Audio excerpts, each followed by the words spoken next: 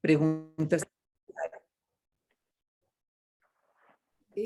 Mientras esto sucede, les voy a agradecer que tengan apagados sus micrófonos, ¿sí? Y vamos a empezar con el doctor Darío Arce, que es médico psicoanalista, ex médico terapeuta en el Hospital de Emergencias Psiquiátricas Alvear, es médico terapeuta en el consultorio externo del Servicio de Psicopatología del Hospital Italiano, ex docente de la Cátedra de Salud Mental en la Facultad de Medicina de la UBA, médico psicoanalista, miembro titular con función didáctica de la Asociación Psicoanalítica Argentina, Fundación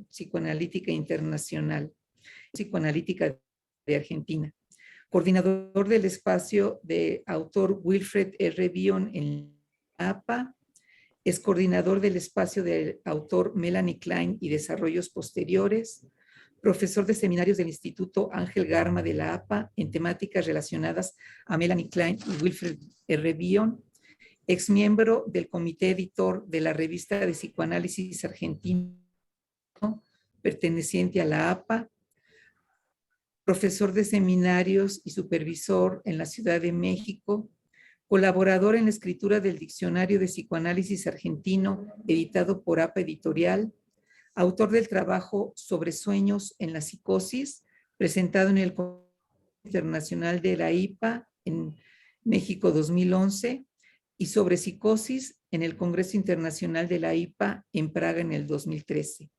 Autor de varios trabajos sobre teoría y clínicas psicoanalíticas publicados en revistas de psicoanálisis en español. Autor de trabajos sobre psicosis, entre los que se encuentra Reversión de la función alfa, traducido al italiano y publicado en el libro sobre psicosis, compilado por Franco Angeli, que contiene autores como Piero Langer y Givitarese. Participó en edición 2015 en el Congreso Internacional sobre las ideas de Bion. Es fundador y participante de la Red de Memorias del Futuro del Grupo Internacional abocado al trabajo de las ideas. Es miembro del Comité Científico del Congreso Internacional Bion 2020, Intuición, celebrado en enero en Barcelona. Damos la palabra a Darío. Cada vez que ¿se escucha bien? Sí. ¿Sí? Cada vez que me nombran ese congreso me acuerdo que fue el último momento que nos movimos en libertad, pues fue para el 31 de enero, ¿no, Carlos? Que justo ahí se iniciaba la pandemia en España, pero no lo sabíamos tampoco, estábamos en Barcelona.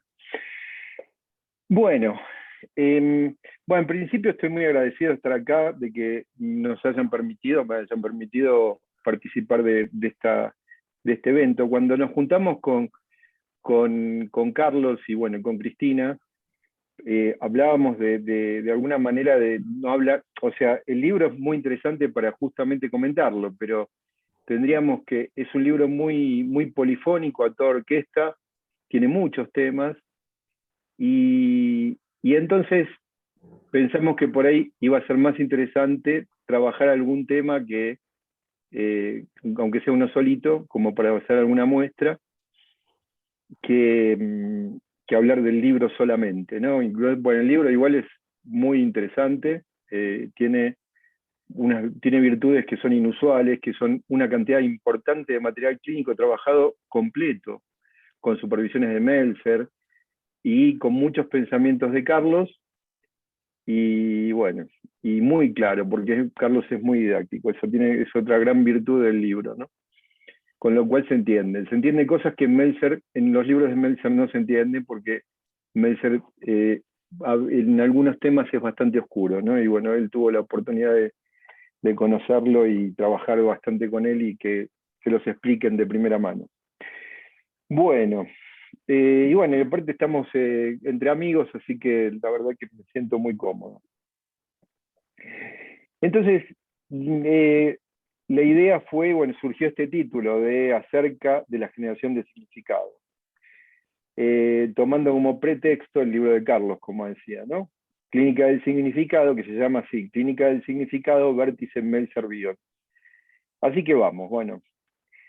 Ya el título se nos sugiere que el significado no es algo dado en sí, sino que tiene que ser generado, ¿no? O sea que es algo que no está per se en el exterior. Es algo que tiene que ser aprendido, ¿no? Creado, generado, como decía recién. Reparen también que el título no se habla de creación, sino de generación. La distinción invita a pensar que en la generación existe alguna participación inconsciente, o si lo quieren de otro modo, falta de conciencia de esa participación. En cambio, la creación sugiere una voluntad más consciente, con lo cual va de suyo algo del control, del dominio y la direccionalidad. La generación tiene en cuenta la contribución espontánea más allá del uso de lo que podemos llegar a haber aprendido, ¿no? Seguramente la creación funcione como paso previo a la generación. Quizás aprender y crear un significado sea continente para luego poder darle un uso creativo. Por supuesto que esta posibilidad parece ser bastante más grande en los artistas que son capaces de crear símbolos.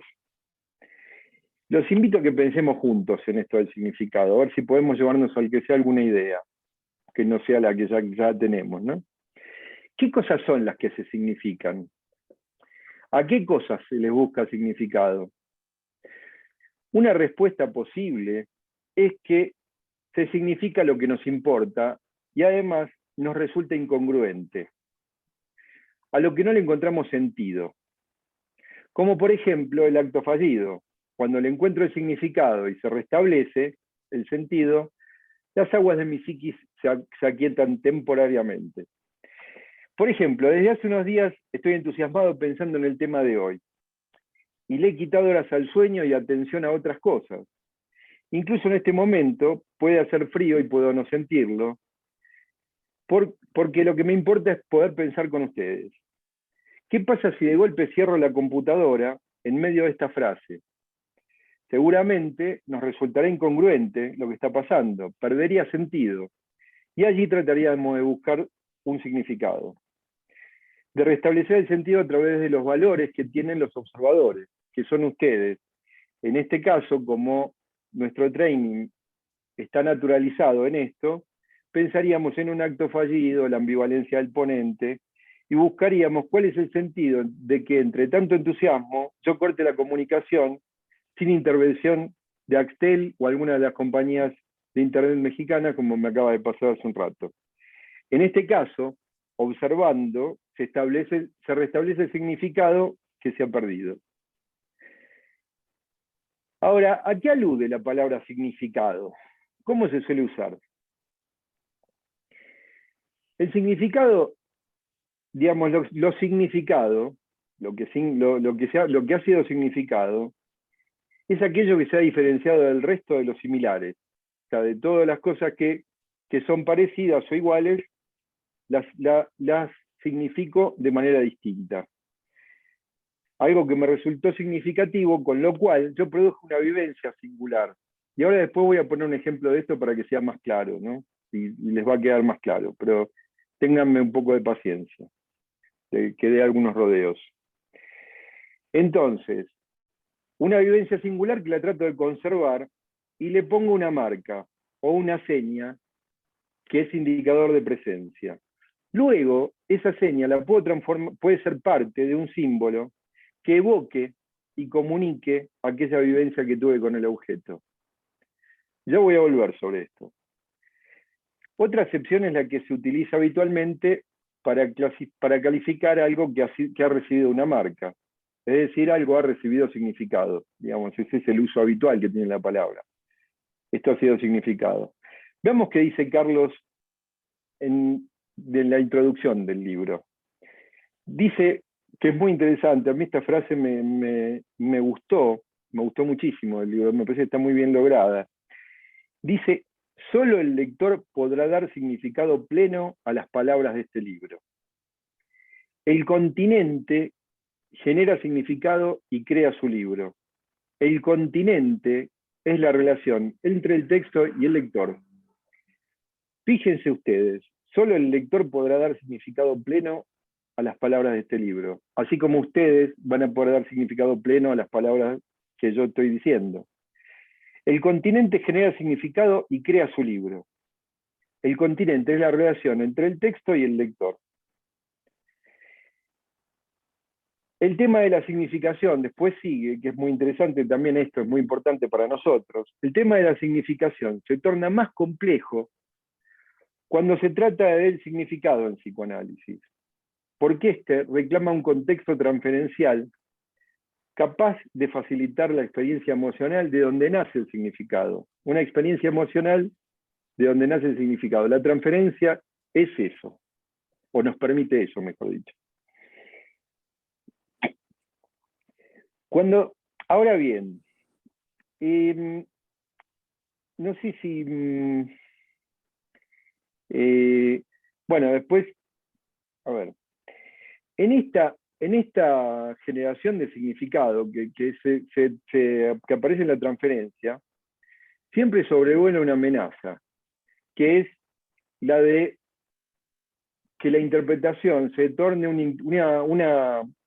una manipulación ingeniosa de símbolos. Una degradación de los símbolos. Pero el tema sería empezar a pensar, porque ustedes no sé si van percibiendo, que a mí me pasó por lo menos siempre esto. Cuando alguien empieza a hablar de significado, se desliza enseguida para el símbolo.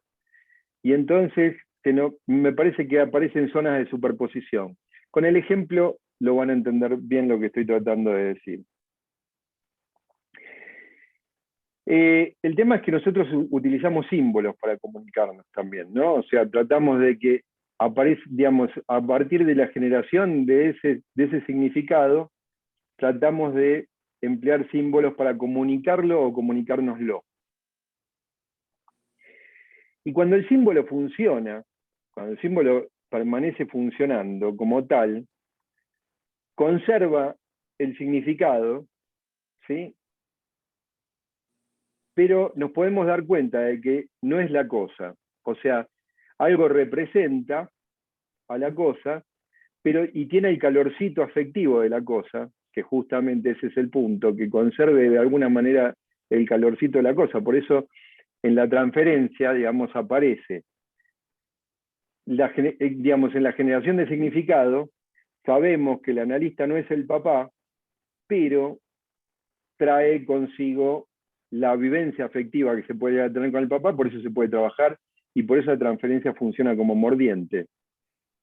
Hay unas ideas de Mate Blanco que por ahí sería complicarlo un poco la cosa, pero volvamos a la cuestión. Entonces el símbolo tiene que conservar esas dos cualidades, ¿sí?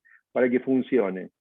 O sea, tener la suficiente posibilidad de ser diferenciado de la cosa y la suficiente cercanía de la cosa como para transmitir el calor de la cosa, el significado. Pero este significado se lo puede despojar al símbolo. Justamente se puede degradar de este significado. Por eso ahí empezaríamos a encontrar las diferencias que hay entre el símbolo y el signo, ¿no? Y entre el símbolo, perdón, y el significado. Que en realidad quizás el significado está bastante pegado al signo, porque si utilizamos la clasificación que usa Susan Langer, de símbolo como representante de ausencia y signo como representante de presencia, ¿no? O sea, el símbolo es algo de algo que ya no está presente. Pero ya lo van a entender mejor los tengo en suspenso con el ejemplo. Entonces, decíamos que se genera en el continente, ¿no? Y la palabra continente, sobre todo en el libro de Carlos, está absolutamente empapada con toda la fuerza del modelo bioniano, que como ustedes saben está basado en la relación entre la madre y el bebé. Dicho muy rápidamente, el bebé tiene sensaciones que le resultan dolorosamente insoportables, las expulsa por medio de identificación proyectiva. La madre funciona como continente adecuado, cuando funciona como continente adecuado, ¿no? Las recibe, las modula y las transforma, y se las devuelve al niño, con menos dolor. Si la pensamos, si lo imaginamos, podemos pensar en que el bebé sufre hambre, temor a estar muriendo, con ansiedad y culpa, y se ensucia. La madre ensaya con su mente tratando de interpretar, ¿entienden? La madre trata de interpretar y dar significado a lo que sucede con el bebé. Lo observa, imagina, lo levanta, le da de comer y el bebé se tranquiliza. Si imaginamos los sentimientos, jugando a imaginarlos, el niño está lleno de sentimientos de culpa, dolorosos pedazos de heces, orina, ansiedad, avidez, temores de muerte, y evacúa las sensaciones por medio de la identificación proyectiva, a través del llanto, la orina y las heces. La madre, al levantarlo y alimentarlo por medio de la función alfa, transforma los temores de muerte en ansiedad en vitalidad y confianza, las heces y la orina en leche y la avidez en generosidad. En esta relación, la que otorga continente para que la madre signifique es esa experiencia exclusiva entre ambos, y se irá forjando la posibilidad de que cada uno de los participantes de la díada vaya otorgando significado, en la medida en que estas experiencias vayan transcurriendo y sean felices, ¿no? Bueno, después hay, digamos, también están las situaciones en las que esto no ocurre, pero vayamos en las que por lo menos ocurre medianamente. Igual me parece que Cristina va a hablar algo de las que donde no ocurre y donde el símbolo se degrada y todas esas cosas que las va a tomar ella, si mal no tengo la idea. Entonces, de esta manera, Bion describe la función enigmática, la función alfa. Un objeto con capacidad de reverie, que puede ser la madre, puede ser el analista, transforma estos sentimientos dolorosos y los devuelve transformados. Y estos sentimientos son como ladrillos que sirven para pensar, almacenar, soñar, forman parte de la pantalla que separa lo consciente de lo inconsciente y permiten el crecimiento mental. En el modelo que estamos hablando, es el continente materno quien interpreta, transforma, modula y crea significado. En nuestro caso, digamos, en nuestra profesión, somos nosotros, ¿no? Ese continente, que interpretamos, transformamos y modulamos. Pero fíjense lo que dije de los elementos alfa y lo repito. Ladrillos que sirven para pensar, almacenar, soñar, forman la pantalla que separa lo inconsciente de lo inconsciente y permiten el crecimiento mental. ¿No se parece mucho a esto, a lo que podríamos decir de las funciones del símbolo, pero acá nombrado como elemento alfa? ¿No habrá sido un acierto de Bion plantearnos el elemento alfa en lugar de símbolo, teniendo en cuenta que símbolo puede ser una palabra que funcione como más restrictiva, como un componente, como un continente más rígido para pensarlo, y la función alfa o el elemento alfa es un elemento mucho más amplio, que tiene mucho menos límites? Entonces no tenemos que seguir hablando de elementos alfa en lugar de símbolos, pero bueno. Pero vamos a ver cómo, pues nos fuimos deslizando entre el significar y el simbolizar, pero vamos a intentar otra vez diferenciar los términos. Prima facie, la palabra significar queda referida a otorgar significado, y la palabra simbolizar queda referida a generar símbolo. Pero también dijimos que el significado se crea y también el símbolo se crea. Y el símbolo parece tener que ver con la transformación y el enriquecimiento que tiene. Porque con un símbolo también podemos lograr algo más de significado incluso. Cuando entrecruzamos El símbolo tiene más de una parte, digamos, por lo menos dos.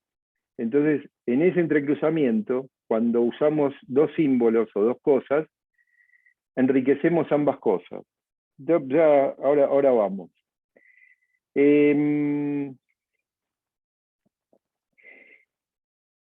Pero significar y simbolizar parecen aludir a un proceso similar. Lo que pasa es que, ya dijimos, el símbolo puede ser despojado de sentido, de significado, y al significado parece que no. Vamos a ver, vamos al ejemplo. Y si por ejemplo pensamos en un sistema de símbolos privados, por ejemplo, fíjense ustedes, dos amantes miran una hermosa luna y uno le dice al otro, ¿recuerdas aquella luna de Mazunte?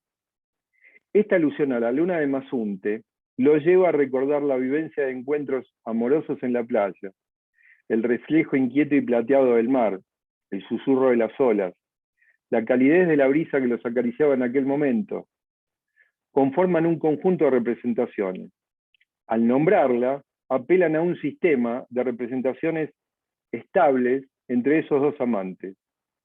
Un rescate de significaciones destinado a evocar, para quien sepa entender, es decir, ellos dos, a recordar una vivencia. En el primitivo sentido de la palabra recordar, que es volver al corazón. Se crea así un lenguaje simbólico entre los amantes que dejan afuera al resto del mundo. Imaginemos que justo llega un tercero que irrumpe y que nunca falta, como ustedes saben, siempre hay uno, y el tercero escucha, ¿recuerdas la luna de Mazunte? Seguramente no sabe de qué se trata, pero si tiene elaborada la escena primaria y es intuitivo y discreto, se podrá callar e imaginar alguna comunicación secreta entre ellos, algún recuerdo entre esos dos. Si se pone más imaginativo, puede pensar que aluden a algún encuentro amoroso. Si el tercero es ingenuo e indiscreto o atropellado, podría preguntar qué pasó con la luna de Mazunte. Y si viene alguien que conoce Mazunte y es fotógrafo y le saca fotos a las lunas, va a evocar todas las fotos que sacó o el valor que tienen las puestas de luna en Mazunte. Con lo cual, cada uno interpreta desde sus valores y desde su conocimiento. Entonces, lo significado es aquello que se ha diferenciado del resto de los similares, mediante el acto de significarlo. Es algo que me resultó significativo, con lo cual se produjo una vivencia singular, como la luna. Vivencia que trato de conservar de algún modo a través del símbolo o conjunto de representaciones estables. Es una luna entre todas las lunas, diferente a la de Acapulco, a la de Tepoztlán, a la de México, de Ciudad de México, a la de San Miguel de Allende. Es aquella luna de Mazunte. Aquella que queda representando una experiencia emocional de un encuentro amoroso, significativo para los participantes. A la vez, es un símbolo que tiene significado privado, un mensaje que solo aquellos amantes pueden conocer porque poseen la contraseña para darle valor. Un símbolo que representa ausencia, nostalgia de aquella vivencia que se quiere traer al recuerdo, que se quiere volver al corazón. Algunas veces, este sistema de símbolos se establece también en el análisis, cuando una palabra queda investida y simbolizando toda una situación que se evoca al nombrarla. Un código secreto entre ambos participantes, que a su vez posee redundancia, o sea, penumbra de asociaciones para el paciente que el mismo analista desconoce, pero que al nombrarla detonan esa palabra. A veces es una palabra o conjunto de palabras que funciona como un sistema estable, una contraseña, un ábrete sésamo privado que solo el paciente conoce, un código desconocido para el analista, olvidado y reprimido o escindido para el paciente, quien le quitó el significado a ese símbolo por provocarle dolor. Y ese símbolo, a su vez, abre una puerta a todos los conflictos de manera inesperada al ser nombrado. Voy a otro ejemplo. Si yo les digo, como escribe Cortázar en el capítulo 68 de su libro, Rayuela, Es muy difícil que alguien tenga el más pálido recuerdo de lo que dice allí en el capítulo 68. Pero es algo que tiene mucho significado para mí, porque lo vengo leyendo desde hace unos días, pero ustedes desconocen y no pueden entender el significado de lo que estoy diciendo, con lo cual me quedaría hablando con mis objetos internos.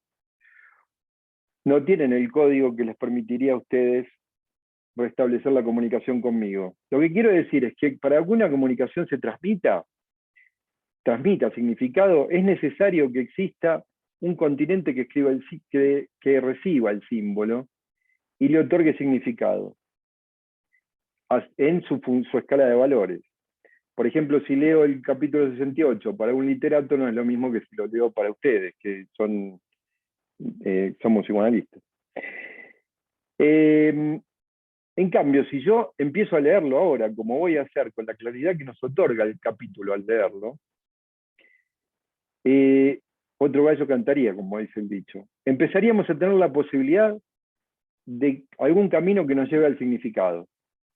Es decir, hasta ahora ustedes pueden ir pensando, ¿y a dónde va Darío con esto? ¿Qué son estos pasos de baile? Hasta que ustedes no dejan de decir ¿y? O ¿a dónde va? Y dicen y le encuentran el significado a lo que estoy diciendo, y paso de decir cosas que son ciertas a cosas acertadas, la efectividad del significado no se produce. Voy a intentar leer el capítulo 68 de Rayuela con la mejor música que pueda, porque la poesía tiene mucho que ver en este capítulo. Y ahí el juego musical es fundamental para entender con claridad. Pero igualmente el estilo es claro, clarísimo diría. Y ahí va. Apenas él le amalaba el noema, a ella se le agolpaba el clemso y caían en hidromurias, en salvajes ambonios, en sústalos exasperantes. Cada vez que él procuraba relamar las cinco pelusas, se enredaban en un grimado quejumbroso, que tenía que embulsionarse de cal al nóvalo, sintiendo como poco a poco las arnillas se espejunaban, se iban apeltronando, reduplimiendo, hasta quedar tendido, como trimalciato de ergomanina, salía, al que se le han dejado caer las pílulas de carioconcia. Y sin embargo, era apenas el principio, porque en un momento dado, ella se tordudaba los sulgalios, consintiendo en que aproximara suavemente sus orfeluños. Apenas se entreplumaban, algo como un ulucordio, los encrestoreaba, los extrayuctaba y los paramovía. De pronto era el clinón, la estorfurosa convulcante de las mátricas, la jadrollante embulcapluvia del orgumio, los esproemios del merpasmo, en una sobrehumítica gopausa. Evoé, volposados en la cresta del Murelio, se sentían balpramar perlinos y márulos. Tembraba el troc, se vencían las marioplumas, y todo se resolviraba en un profundo pínice, en ñolamas de argutendidas gasas, en cariñas casi crueles que los sordopenaban hasta el límite de las gunfias. Clarísimo, ¿no? Este es un juego literario, por supuesto, y investigándolo me enteré que tiene antecedentes en Sor Juana Inés de la Cruz, que no los puedo encontrar, pero me interesaría mucho leerlos. Y bueno, y uno de Lewis Carroll, que tiene el poema del absurdo, parece más famoso, ¿no? En inglés. Ahora, si podemos entrar en este juego literario que les comparto, requiere de la complicidad del lector. Un lector que acepte el juego, que funcione como continente para otorgar significado. Si no aceptamos la regla del juego, nos podemos ofender porque las palabras no se entienden. Y algunos sí pueden salirse de la sorpresa y el fastidio, porque algunos de una lengua inventada, a algunos también les resulta violento una lengua inventada, y nos aventuramos a jugar el juego que Cortázar nos propone, quedan pocas dudas de que, si por ahí lo tienen que leer 2 veces, pero quedan pocas dudas de que, si les pregunto, es una escena de amor físico, evocada irónicamente, por supuesto, con medios musicales, pero que no prescinden de lo significativo. Fíjense, la creación de palabras obedece a una combinación fácil de descifrar. Por ejemplo, se habla del orgumio, del merpasmo, los orfelunios, extrayuctaba, convulcante, jadiollante, cariñas. Cortázar juega aquí el equívoco de alterar el vocabulario dentro de un esquema sintáctico lógico y normal. Si reparamos en las líneas esenciales, dejando los huecos correspondientes de las palabras, resulta esto: apenas él lee, a ella se lee, y poco a poco se iban, hasta quedar tendido como él, al que se le ha dejado caer unas, y sin embargo era apenas el principio, porque en un momento dado, ella se, consintiendo que él se aproximara suavemente sentían, temblaba él, bueno, etcétera, ¿no? Se ve que el esqueleto es de una narración erótica, un juego que nuestra imaginación rellena con sentido claro, las palabras que no se entienden, y concreto ocupados por palabras ininteligibles. Y el párrafo culmina en una enumeración a toda orquesta que emplea toda su potencial instrumental. De pronto el clinón, la esterfurosa convulcante de las mátricas, la jadrollante embocaplugia del orgumio, los esproemios del merpasmo, en una sobrehumítica pausa, y como tubas desde el fondo estalla el sonido de evoé, evoé. Como se observa, la formación de palabras, la sintaxis, el ritmo, todo posee una intención significativa, mostrando que los elementos musicales en la comunicación son muy importantes. En este caso verdaderamente extremo se comprueba una vez más que podemos prescindir, que no podemos prescindir, aunque aquí permanece oculto por el ingenio de Cortázar, el contenido significativo de las palabras, porque él nos la evoca a través del sonido, ¿no? De la música. Susan Langer postula que la formación de símbolos tiene su origen en la música de los cantos y en los ritmos primitivos. Y también sabemos que se pueden otorgar experiencias emocionales a través de la música de las palabras, la combinación de palabras, el ritmo y el tono. Si tiene la experiencia de escuchar la poesía de un poeta formidable como lo es Octavio Paz, en boca de Octavio Paz, que las tiene grabadas por suerte, y tuve el gusto de escucharlas y escúchenlas, pues es maravilloso, uno cae bien claro en la cuenta de que recibe la experiencia emocional no solo a través de la música, de las palabras y su combinación, sino a través del sonido de la voz, la entonación, la cadencia, el ritmo, a veces marcado por pausas, respiraciones y otras por alguna campana, ¿no? Y uno recibe una comunicación inefable mucho más allá de las palabras. Y bueno, dejo acá y después sigamos, porque si no ya me parece que me estoy pasando de tiempo, ¿no? Así que bueno, en todo caso, después si les interesa, seguimos por algún otro lado. Por supuesto que interesa, uno se queda con las ganas de seguirte escuchando, Darío, pero sí, el tiempo es nuestro enemigo en este momento. Vamos Eso, pero a, ¿en qué estuve más o menos decente? No, me por, pasé, me parece, bueno. Bueno, disculpen. no, muy bien, vamos bien. Vamos a pasar a escuchar a la doctora Cristina Oñate. Ella es licenciada en Psicología Clínica por la Universidad Iberoamericana. Tiene estudios de maestría en psicoterapia psicoanalítica en la misma Universidad Iberoamericana. Tiene el grado de maestría en investigación psicoanalítica en el Instituto Sigmund Freudian Piep, estudios de doctorado en el Instituto de la Sociedad Psicoanalítica de México. Es psicoanalista, miembro de la Asociación Mexicana de la Práctica, Investigación y Enseñanza del Psicoanálisis, AMPIEP, miembro de la IPA y de la Federación Psicoanalítica de América Latina con función didáctica. Ha sido directora del Instituto Sigmund Freudian Piep, ha sido miembro de la Comisión de Enseñanza de FEPAL, actualmente es miembro de la Comisión de Investigación de FEPAL. Es docente del Instituto Sigmund Freudian Piep y ha sido docente de la Universidad Iberoamericana, de la Universidad Intercontinental, en el Círculo Psicoanalítico Mexicano, en el Instituto Mexicano de Psicoterapia Psicoanalítica Aplicada a la Adolescencia y en AMPAG.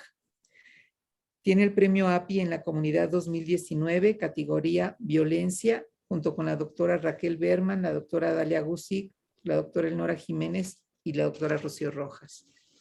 Ha presentado trabajos en diversos foros, entre ellos el Congreso de 2019 de la IPA en Londres, con el trabajo La sombra de la madre perversa, y también en el Congreso de SPM 2021 el porvenir entre la expectativa confiada y la vivencia del fin del mundo.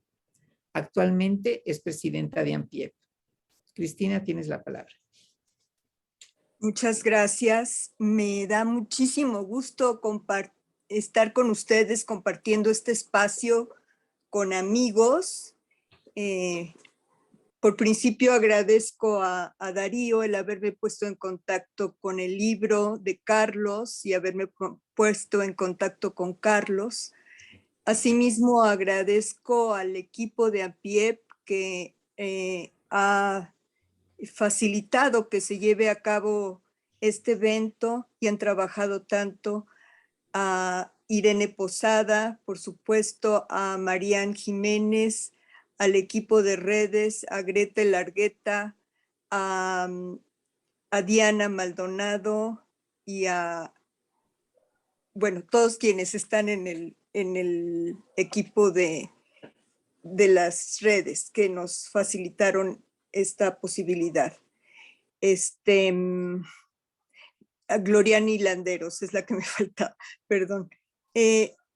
Yo voy a referirme a un solo inciso del libro que está bastante grande y entonces era imposible, tiene 440 y tantas páginas, era imposible abarcarlo todo, obviamente, entonces me centré en un inciso que se titula El fanatismo, la identidad y el pensamiento, sobre el capítulo del libro El pensamiento.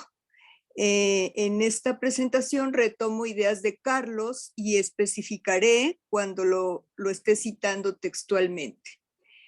Elegí desarrollar el tema del fanatismo por dos razones.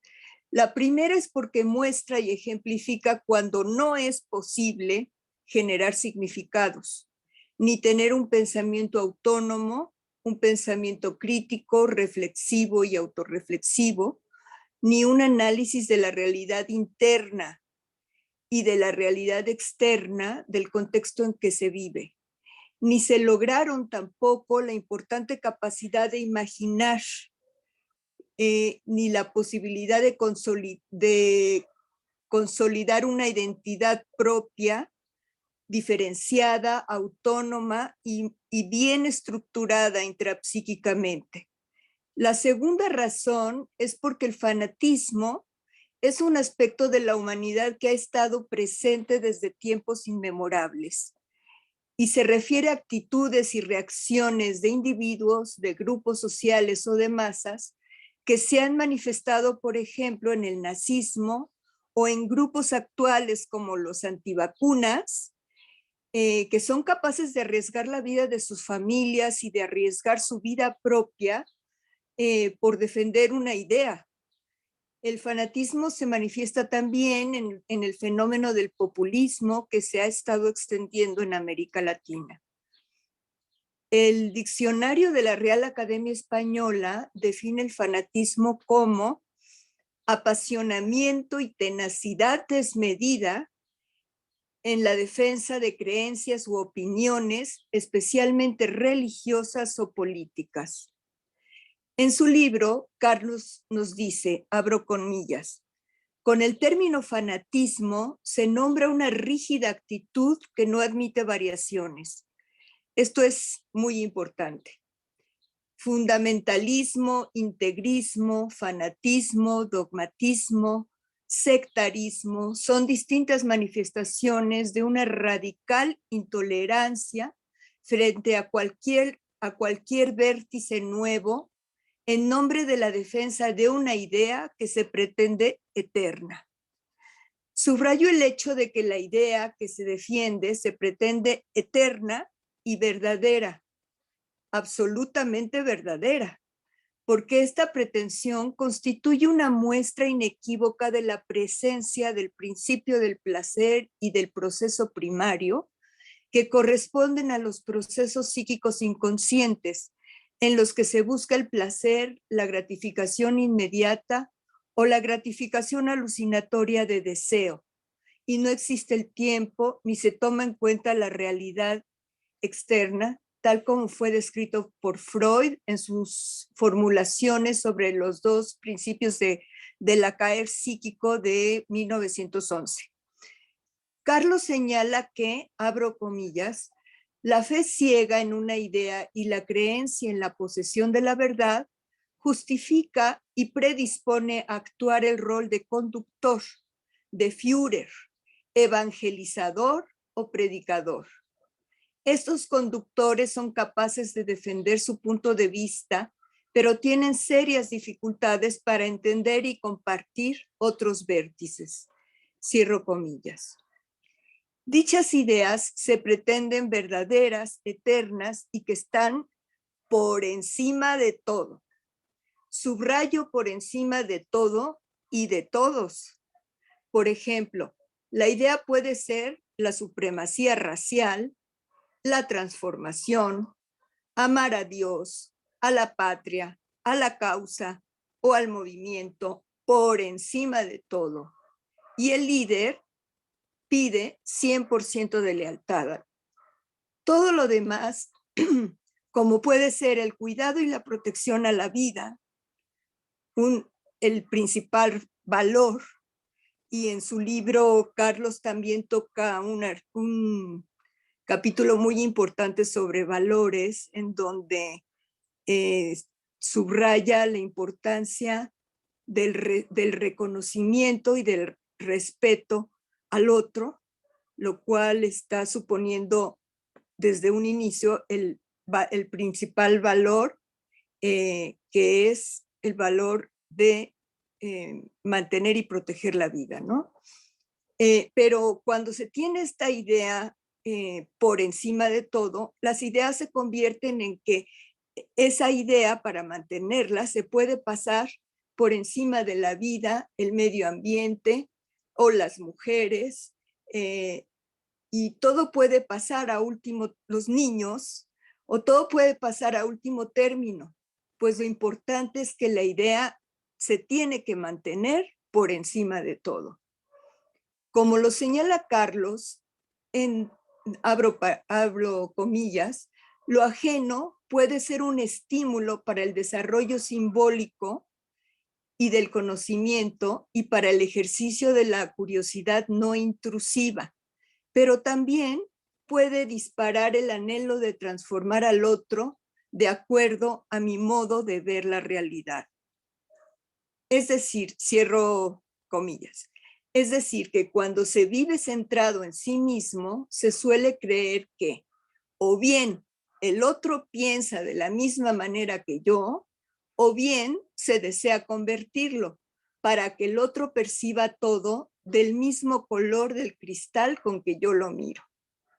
O bien se requiere aniquilarlo. La necesidad de convertir al otro y de convencerlo de que mi idea es la verdadera suele ser algo que se vive como indispensable, inaplazable, en donde no media la reflexión y el reconocimiento y respeto al otro diferente. La propagación de la idea se convierte entonces en una misión de vida, en que también el fin, es decir, el adoctrinamiento del otro, se constituye casi en una necesidad de vida o muerte, y por lo tanto, el fin justifica los medios. ¿Por qué tal necesidad? Nos preguntaríamos. ¿Por qué tal urgencia, tal avasallamiento del otro diferente? Permítanme.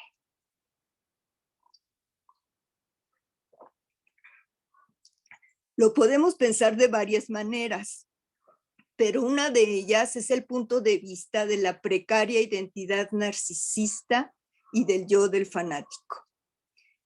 Aquí voy a repetir un poco lo que explicaba Darío con otras palabras respecto al bebé y al reverí y el continente.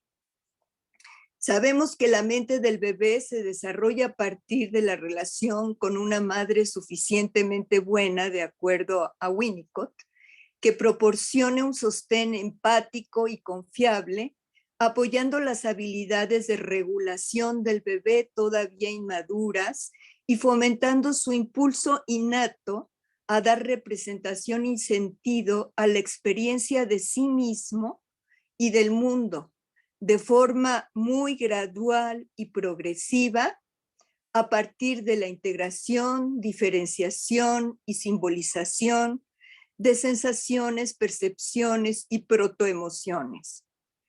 La presencia de representaciones cada vez más estables de sí mismo y de los objetos que se forman gracias a la función de contención y reverí de la mente materna y al espacio interno que ella ayuda a activar en la mente del infante, inicia el desarrollo del psiquismo. Permiten al bebé tolerar momentos de ausencia del objeto externo. Permiten además ir formando el aparato de pensar pensamientos, diría Bion, de simbolizar, de encontrar un sentido a sus vivencias, de transformar los elementos beta en elementos alfa y generar la expectativa confiada de que la madre proporcionará el alivio a sus tensiones y necesidades, así como lo que Sandler llamó un sentimiento básico de seguridad. En las situaciones traumáticas tempranas, ya sea porque la madre está ausente, angustiada o no es confiable, por ser impredecible o porque es demasiado intrusiva, la capacidad del bebé para crear elementos alfa, representaciones suficientemente estables y confiables de sí mismo y de sus objetos, se verá comprometida y se generarán vivencias de cambios catastróficos que no logran ser contenidos. Se generarán las vivencias de desamparo e impotencia, un debilitamiento del área intermedia de la ilusión y los potenciales de generación de simbolización y de sentido y significados. Una manera de lidiar con las angustias catastróficas es mantener una escisión de la mente, por medio de la cual, por la identificación proyectiva, se expulsa al exterior todo lo que se percibe como malo, dañino o peligroso, de tal manera que lo externo, lo diferente, lo ajeno, se convierte en un peligro que amenaza con derrumbar el precario equilibrio narcisista, incluso amenaza con la muerte psíquica. En un escrito sobre idolatría y discurso narcisista, Aide Finder, en el 2004, nos dice que es inherente, abro comillas, es inherente a la organización narcisista que el sujeto prefiera cualquier discurso que designe al otro como el origen del displacer y el dolor, y asimismo como el origen del placer y el bienestar. El discurso narcisista negocia el placer-displacer del siguiente modo. Aquello que da placer pertenece a nosotros. Aquello que evoca displacer pertenece a ellos. El ideal de reunificación constitutivo del discurso narcisista está personificado por el ídolo. Es este quien determina lo que se designa como amigable o enemigo. Entonces se vive en la lógica de o están conmigo o están contra mí, que es un discurso paranoico. En un discurso de esas características merece ser denominado narcisista cuando su función es preservar la cohesión narcisista y en ocasiones la supervivencia psíquica de la persona, tanto que lo enuncia como de sus seguidores. Así, ellos, los diferentes, los enemigos, pueden ser los judíos, los conservadores, los neoliberales, los periodistas, los académicos, los científicos, etcétera, que deben ser neutralizados o eliminados. Nos dice Carlos que, abro comillas, los políticos deshonestos son hábiles creadores de medias verdades y de mentiras descaradas que intentan crear una opinión pública domesticada. Mantener una opinión propia exige una tarea que no siempre se está en condiciones de realizar, digo en condiciones psíquicas.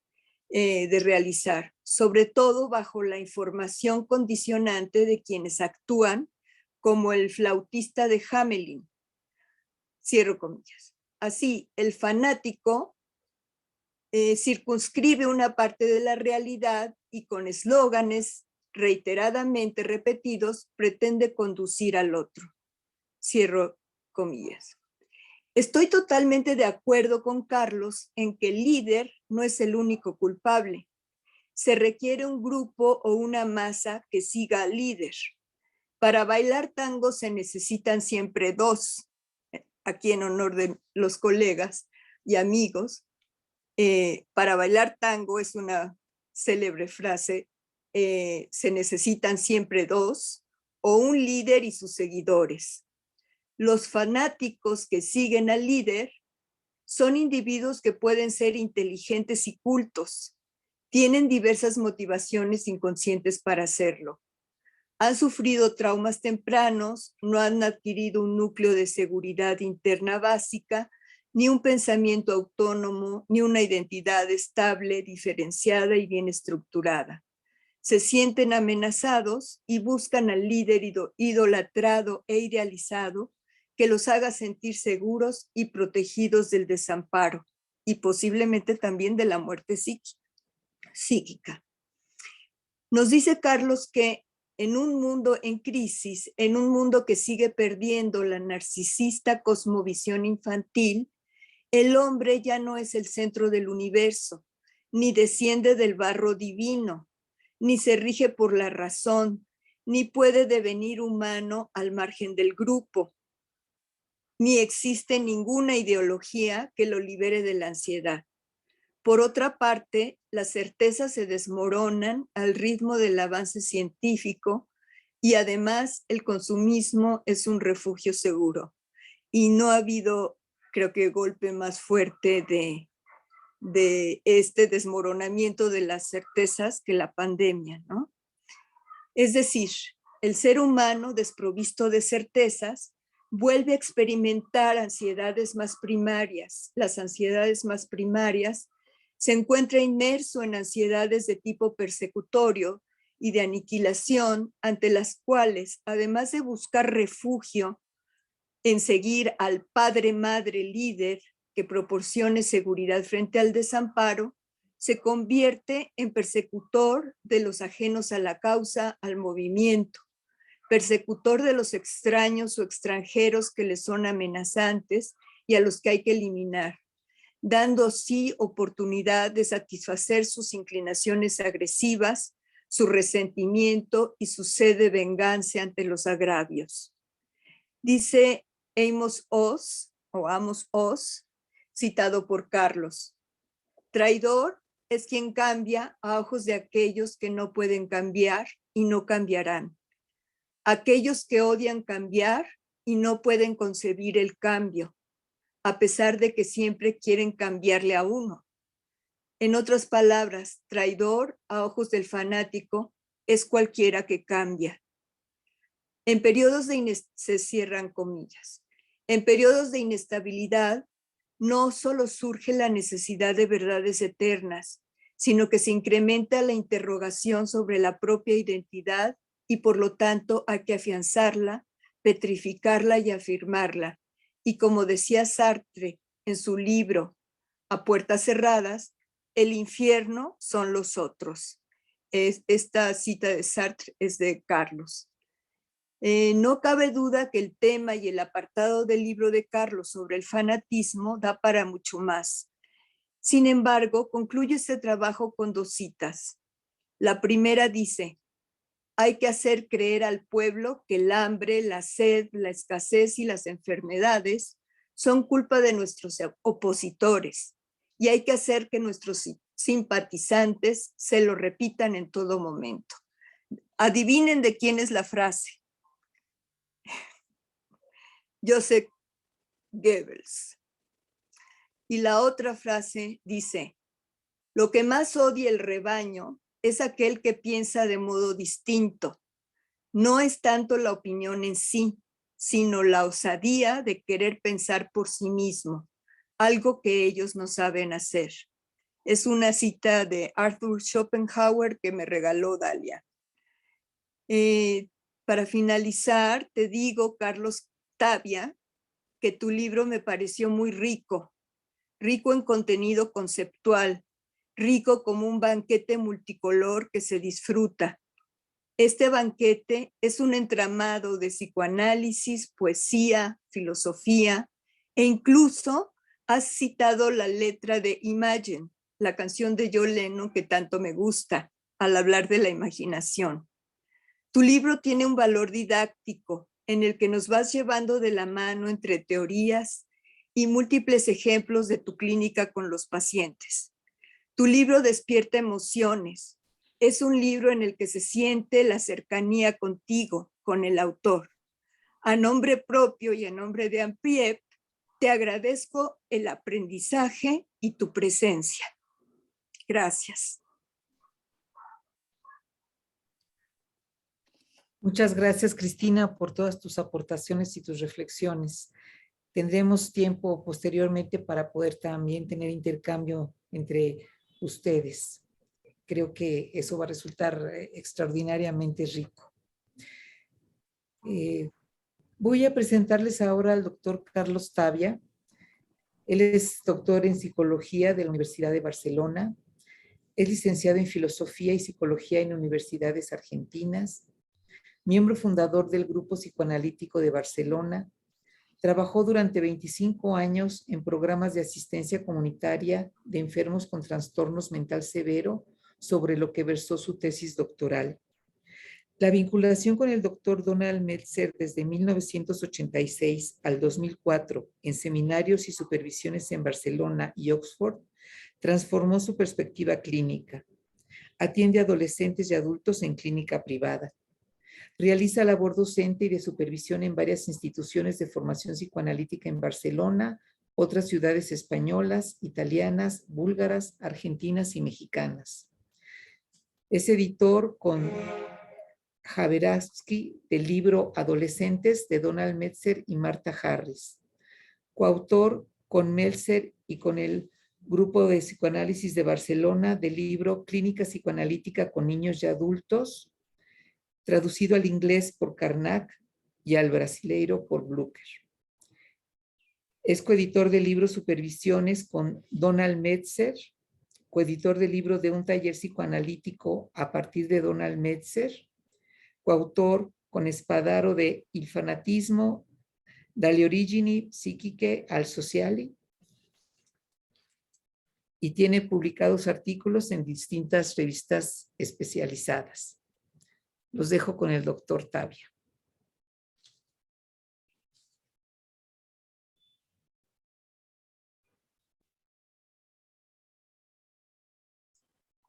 Bueno, la verdad que estoy muy emocionado por estar ahí, estar con vosotros, estar cerca y lejos a la vez. Agradecido a AMPIEP que me haya invitado, que me haya permitido conocerlos. Ahora tienen un lugar en mi mente. Hasta ahora no los conocía. Bueno, conocía algo porque me había hablado Darío.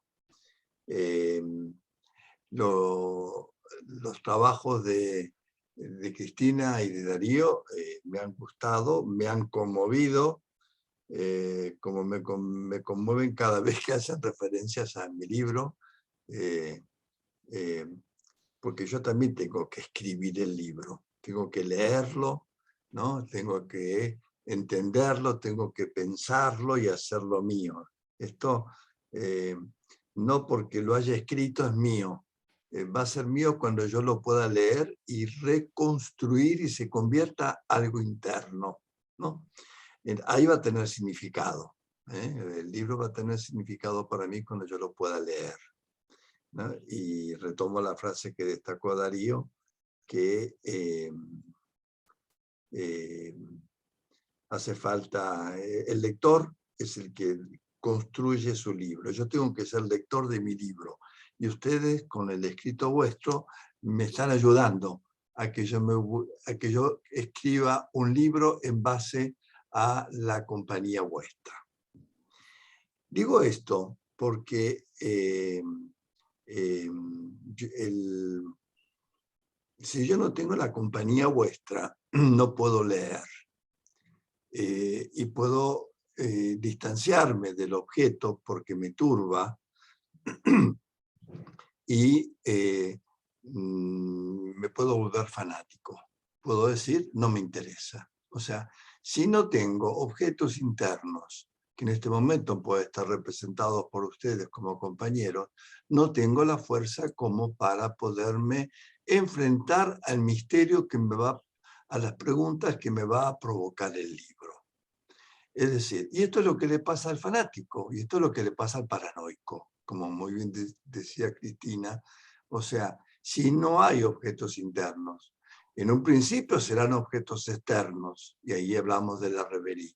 Pero una vez que esto, el adulto, que el sujeto se hizo adulto, es porque tiene objetos internos, y entonces puede pensar, pensar las experiencias. Las experiencias que van a ser experiencias si cuando uno estuvo en la playa, esa playa que nombró Darío, no solo tuvo la experiencia del sol, de la compañía, de la piel y de la intimidad, sino si pudo pensarla, porque esta es la otra característica, que el significado exige un trabajo, el trabajo de pensar, ¿no? Si no hay pensamiento, queda a nivel de la experiencia sensorial, y eso no conduce al nivel de la del símbolo, no crea algo que uno pueda convertirlo en algo propio. Justamente la tarea de los adultos es acompañar a los pequeños para que justamente no tengan miedo a curiosear, a mirar y a interrogarse.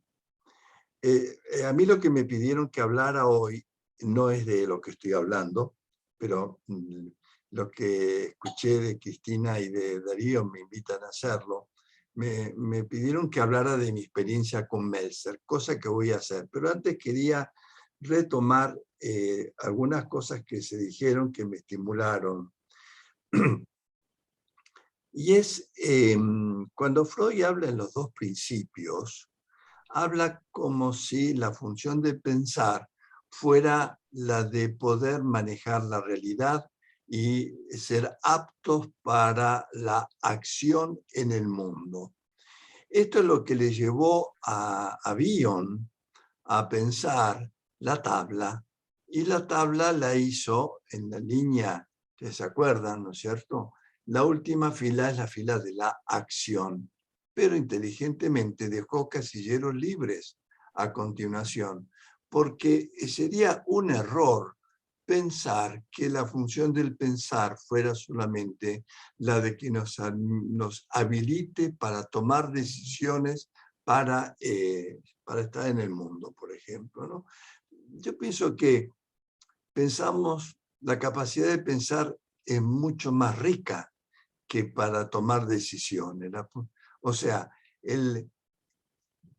para hablar con nosotros mismos no tenemos la urgencia de tomar decisiones. Tenemos que, en la intimidad con uno mismo, uno necesita pensar, ¿no es cierto? Aunque no haya una urgencia de tomar acciones. Por eso, yo pienso que la pregunta que planteó Darío al principio, que me encantó el trabajo de Darío, realmente es muy bonito y habría que buscar la manera de publicarlo, igual que el de Cristina. Si uno transforma lo doloroso, yo pienso que pensar que se transforma lo doloroso es la mitad, ¿no? Lo que uno sí puede decir es que transformar es doloroso, pero no solamente se piensa para liberarnos del dolor, sino que se piensa porque muchas veces es muy grato pensar, es muy dulce poder pensar. Digo esto porque a veces hay compañeros que piensan que simbolizamos y pensamos para liberarnos del dolor. Y no es cierto. Eso es una parte del pensar. El pensar es mucho más grande, ¿no es cierto? Es mucho más. Y lo último que quería señalar de esto que me ha transmitido los estímulos es que pensamos sin palabras. Es decir, la palabra llega más tarde. O sea, si pensar significa dar significado, nosotros le damos significados de muchas maneras. Y cuando nosotros nos emocionamos escuchando cualquier música, ¿no es cierto? A mí me encanta Rachmaninoff. Yo pongo Rachmaninoff y ya estoy en el cielo. A mí me conmueve Rachmaninoff. No entiendo nada de música, pero me transmite algo donde no hay palabras, pero hay una experiencia emocional. Y la experiencia emocional está más allá de las palabras, ¿no? Y lo que es importante, y Meltzer insistía mucho en esto, que el significado se transmite por la música. Las palabras son ambiguas, las palabras son mentirosas y las palabras son gastadas. Las palabras se gastan. En cambio, la emoción te toca las tripas, te toca y que uno no sabe, digamos, te están tocando, ¿no es cierto? Más o menos como tomando el ejemplo de Rayuela. Está claro que ahí era una experiencia que todos reconocíamos, aunque no entendíamos las palabras, ¿no es cierto? Es la emoción lo que transmite las palabras. Y esto es importante porque el fanático divorcia las palabras de las emociones. Entonces, cuando uno divorcia la emoción de las palabras, puede con las palabras hacer silogismos perfectamente racionales, pero con premisas falsas. Por lo tanto, el fanático es aquel que es capaz de organizar una teoría, pero que en última instancia está divorciado de la experiencia emocional, ¿no es cierto?, de lo que está viviendo. Última cosa que digo, y me voy a contarles anécdotas de Meltzer en nuestra relación con él. El que tiene, y acá es un tema delicado, yo tengo una prima que es religiosa, es monja, ¿no? Estuvo hasta hace poco destinada en Madrid, ¿no?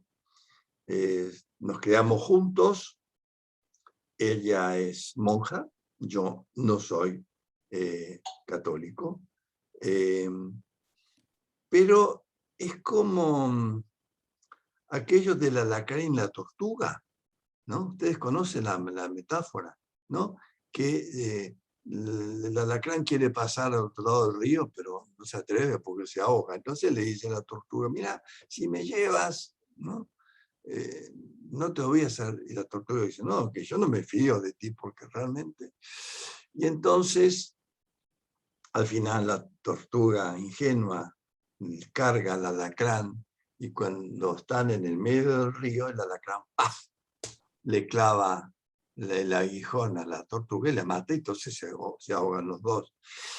Y el alacrán dice, es que es algo que no lo puedo retener. Y mi prima no puede retener el deseo de convertirme. Y entonces nos queremos mucho, recordamos la infancia, pero siempre me habla del Papa Francisco, o me habla de no sé qué, y léete tal cosa. O sea, el deseo de convertirme lo tiene en la sangre. Y yo me pregunté, ¿por qué tiene que convertirme? Y porque, como me decía el otro día, antes de irse al nuevo destino, me decía, a mí lo que me inquieta de la muerte es el momento de morirse y la cosa de que sea algo eterno. ¿Vos te imaginás eternamente? O sea que el negocio de su ideología, de que se va a morir y va a ir a la casa del padre, no la deja tranquila. Y por eso el fanático trata de convertirte, porque no está seguro con lo que hace. Y entonces quiere crear acólitos, porque si somos muchos, la anestesia es más fácil.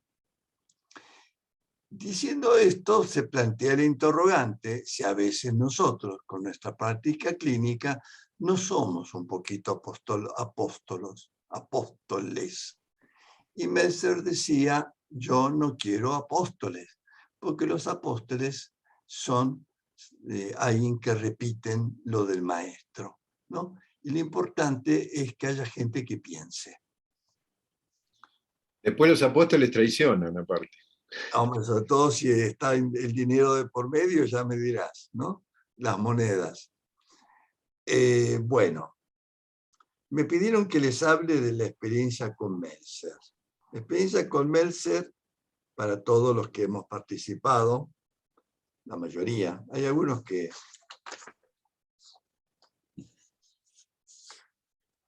se fueron para el otro lado, no sé, no fueron fieles. Y yo ahí me pongo medio fanático y los acuso, ¿no? Traicionaste al maestro. Nosotros empezamos con Meltzer en el año 85, ¿no es cierto? Nosotros veníamos de un grupo de estudio con León Greenberg, que en ese momento estaba viviendo en Madrid y venía a Barcelona a darnos seminarios. Una vez que terminamos el contrato con León, le dijimos, queremos seguir, y él nos conectó con Meltzer, ¿no? Entonces Meltzer nos recibió como grupo y nos hizo una propuesta de 5 años de encuentros varias veces al año. Él vendría a Barcelona 3 veces al año, o sea, 3 fines de semana, y el fin de semana serían, digamos, sábado y domingo, con discusión de material clínico. Esto fue en el año 85, y entonces a partir de ahí nos organizamos como grupos de estudio y como pequeños grupos de estudio empezamos a leer la obra de él y a estudiarla y todo esto, de forma tal que cuando llegó él dio una charla, en realidad desde el año 86 que vino a Barcelona hasta el 2004, son 86, 14, 18 años que trabajamos con Donald, dio 6 charlas, ¿no? Nada más, 6 clases. Lo demás siempre fue trabajo clínico, donde él nos pedía que le entregáramos en presencia el material supervisado y él en realidad no es que supervisara, sino que en realidad explicaba el material. Y esto lo hacía así con cada caso, que eran 4 casos por fin de semana. Y entonces, cuando él hablaba, había un silencio, porque uno estaba escuchando a un maestro, estaba escuchando a un psicoanalista. Siempre teníamos traductor, ¿no es cierto? Y yo creo que puedo decir sin exagerar que uno salía de ese fin de semana habiendo vivido un cambio catastrófico, una experiencia emocional. Era una cosa que muchas veces salíamos y nos íbamos en silencio, digiriendo algo, ¿no? Algo. Otras veces íbamos juntos a tomar un aperitivo, pero nunca salíamos indiferentes ni aburridos, ¿no? Había compañeros que no les gustaba el modelo y se retiraban del grupo, hubo mucho movimiento, pero al final el grupo se mantuvo todos estos años. A mí una de las cosas que me impactó del trabajo con él era cómo él trataba de describir el mundo en el cual vive el paciente. O sea, esto es muy importante. No el diagnóstico, sino qué representación del mundo tiene el paciente y desde dónde el paciente se relaciona. Y esto es una cosa que no lo había escuchado en otro. Ciertamente que no utilizaba las categorías psiquiátricas, ¿no es cierto?, sino que hablaba, como yo digo en el libro, ¿no es cierto?, en el apartado, los elementos para una nosología postcliniana, bueno, qué tipo de objetos, qué relación hay entre los objetos, está funcionando en base, se ha desarrollado como adulto en base a una identificación introyectiva con objetos sanos y adultos y totales, o está viviendo en identificación intrusiva, creando una falsa identidad. Ciertamente que él recogía todas las preguntas y respondía. Mire, era una persona, el peligro que hablar de esto me emocione como me ha pasado otras veces. Para nosotros, para mí fue como un padre, ¿no? Yo había trabajado psicoanalíticamente, yo ya me había analizado en Argentina, me analicé acá en Barcelona de vuelta, después me tuve que analizar de vuelta, o sea que he pagado muchas sesiones y muchas supervisiones. Era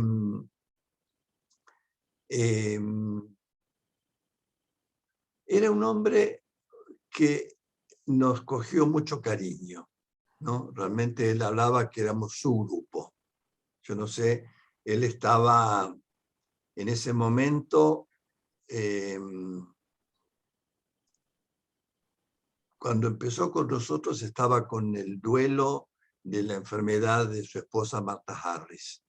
Él había tenido un accidente de coche en Europa y Martha Harris estaba enferma, había quedado tetrapléjica, y esto para él era un motivo de mucha tristeza.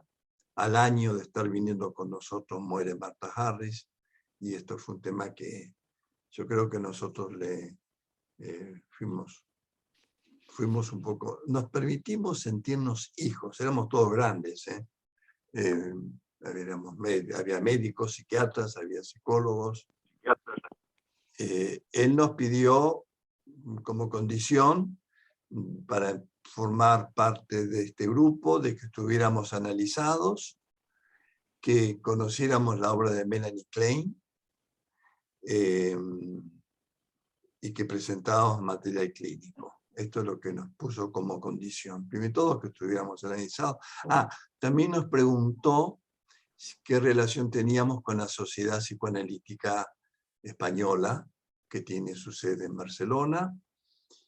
No tenemos ningunos del grupo, no teníamos, mejor dicho, había compañeros que sí estaban haciendo la formación, pero la sociedad les pidió que no podían continuar estudiando con Meltzer, porque Meltzer no pertenecía a la IPA, porque en ese momento se había marchado. Y por lo tanto, el grupo perdió una serie de compañeros, pero dio entrada a otros compañeros. Y la verdad que fue un momento de crisis del grupo, pero de alguna forma yo creo que salimos ganando, ¿no? John, hemos hecho una comunidad de afecto y él nos trató realmente con mucho cariño. La relación con él no fue solamente una relación de maestro, fue siempre un maestro.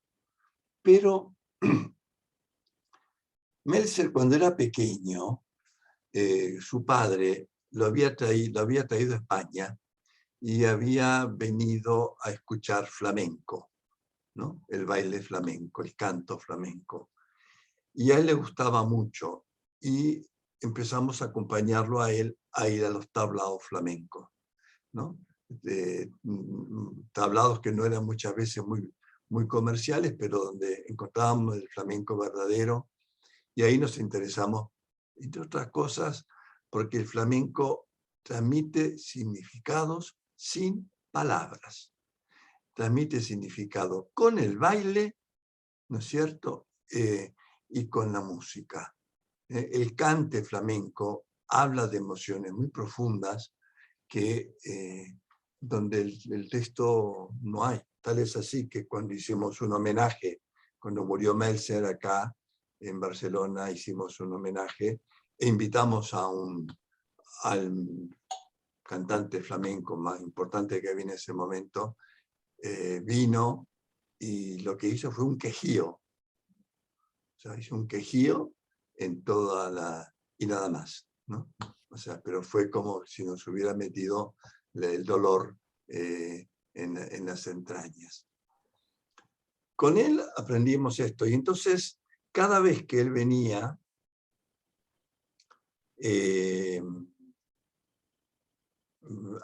teníamos una reunión social el sábado a la noche, que era en un restaurante, que reservábamos un lugar, o en la casa de nuestras. Y hubo de todo, desde una compañera que en su casa invitó una compañía de baile flamenco, hasta otra compañera que un día invitó a una bailarina de baile ¿cómo se llama? Del velo, el baile árabe, el baile de la barriga, ¿no? Y era gracioso verla verse sonriéndose, viendo a la bailarina bailando así con los pañuelos y todo esto. Es decir, era un hombre que disfrutaba de la vida. Cuando Meltzer fue a Buenos Aires a dar clases, que lo había invitado León Grinberg, pues se fue a aprender a bailar tango en Londres, porque él aprovechó con su pareja de aquel momento a bailar tango. Y se fue a Buenos Aires a bailar tango, pero antes fue a aprender en Londres a bailar tango. O sea, era un hombre que disfrutaba de la vida, ¿no? O sea, no era un mojigato, no era un aburrido. Después que terminamos el contrato con él en Barcelona, ciertamente que continuamos, pero empezamos a viajar a Oxford. Entonces viajábamos todo el grupo con las mujeres, ¿no? Y entonces era una fiesta. Íbamos todos a un hotel y ahí estábamos todos juntos y era una comunidad de afecto donde íbamos a buscar. Cuando empezamos, él estaba viviendo en Oxford, en las afueras de Oxford, en un lugar que se llama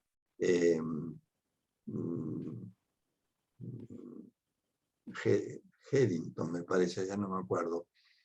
En una casa que era, este libro,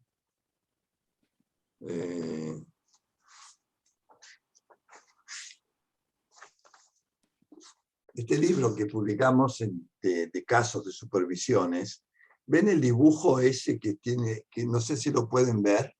Sí, sí, se ve. Este dibujo era la casa de Meltzer, ¿no? Que era una casa de campo donde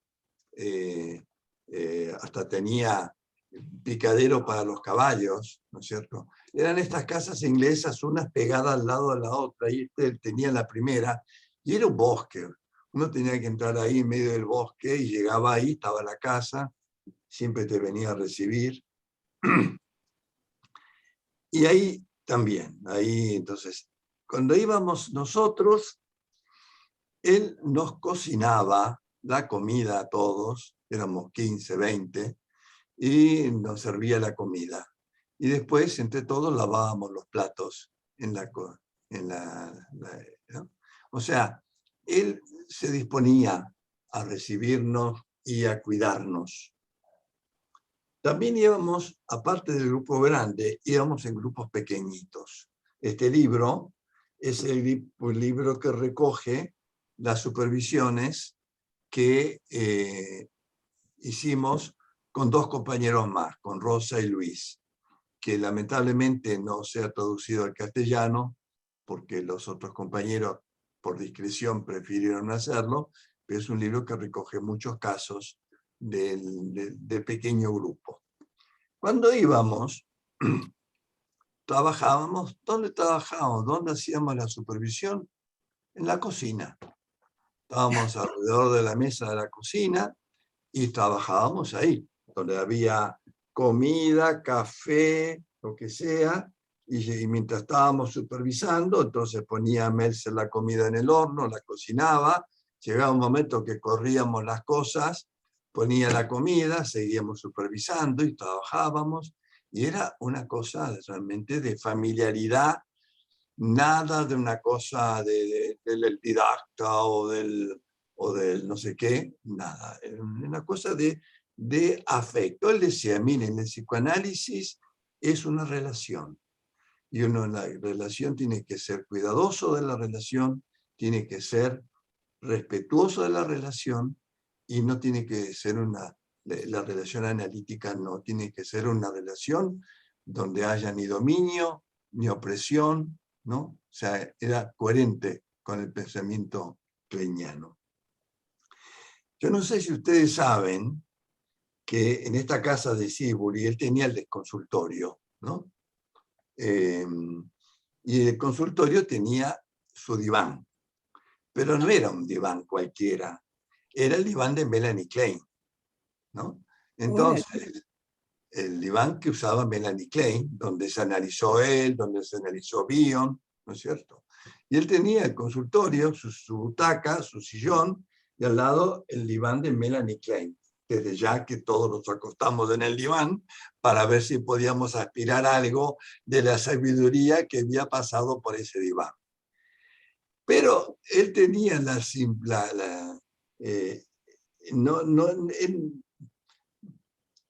verdad que las cosas materiales no le importaban mucho. Tenía un coche pequeñito, no era el coche del analista didacta que tiene que andar con el Mercedes, no. Era un utilitario pequeñito, una cosa. Estaba en otra cosa, ¿no? Y entonces el diván de la Melanie Klein tenía una pata rota, el diván, y entonces lo solucionó poniendo una pila de libros.